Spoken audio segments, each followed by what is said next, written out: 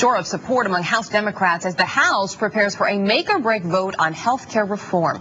Democrats are hoping to have enough votes today for their bill to pass, but if not, that vote may be pushed back until tomorrow or perhaps even later. Now, an abortion-related impasse was cleared late Friday night. That agreement allows opponents to have the chance to try to insert some tougher restrictions into the bill. But there are still other hurdles to overcome. Joining us this morning from Capitol Hill, House Majority Leader Steny. Good to have you with us this morning, Congressman. Thank you. Thank you, Erica. Good to be with you. First, give us an idea, sir. I know yesterday you said you were very close to getting the votes that you needed. With this sort of impasse perhaps overcome on abortion late last night, how close are you specifically? How many more votes do you need? No, I think we're going to get the 218 votes. I think we're there.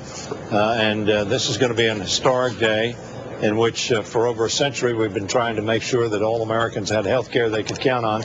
I think we'll pass a bill that will accomplish that objective. So you're confident, sir, that right now this morning you're confident saying you have those 218 votes? I'm confident that we'll have the 218 votes when we vote later today, yes. Any chance it'll be more than that, or are you just going to get that strict majority? Erica, we hope it'll be more than that, and if it is, that'll be a bonus. But it obviously takes 218 votes to pass a bill. That's what we're looking for.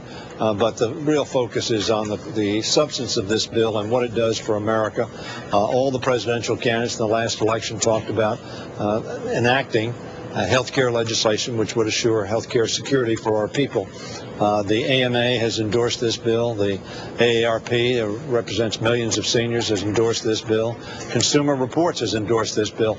And so many others have as well, because they believe it accomplishes the objectives, in this case, of adding 36 million Americans to the insurance rolls, which is good for them, but also good for those of us who have been subsidizing them for many years and have on average paid $1,100 more on our premiums than we otherwise would have. Well, and yet, sir, while there has been all of that support, and as you mentioned, you did gain some extra votes last night, there is still some opposition and, frankly, a lot of questions among the American people. A recent CNN opinion research poll found that nearly 6 in 10 Americans would like Congress to work on this legislation for a little bit longer. Is there any concern among you and your colleagues that perhaps you are pushing this a little too quickly for the American people?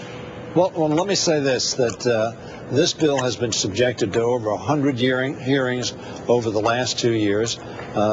Health care legislation has been discussed literally for decades and was a major subject throughout the presidential campaign last year in 2008.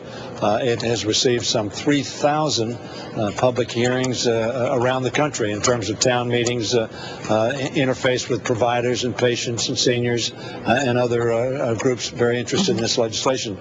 In the 29 years, Erica, that I've been here, I have not seen a piece of legislation subjected to so much scrutiny, oversight, discussion, and debate and consideration. So I think this has been thoroughly considered. And indeed, of course, when we pass this bill, we're going to send it to conference. The Senate needs to pass a bill, and then there will be literally, I think, another month or two of discussions about exactly how this bill ought to be put together. But so a month or two, real quickly, sir, then that means it may not happen by the end of this session, because really there are only about 4 weeks left with all the holidays coming up.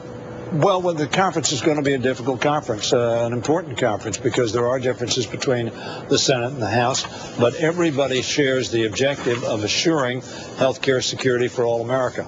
And that is really our objective, and I think that's why Americans ultimately are going to support this piece of legislation strongly. Well, we will be watching that progress today and following for the folks at home, of course, right here at CBS News. Congressman Hoyer, thanks for your time this morning. Thank you, Erica. CBS News correspondent Seth Doan now standing by with the rest of the morning's headlines. Good morning, Seth.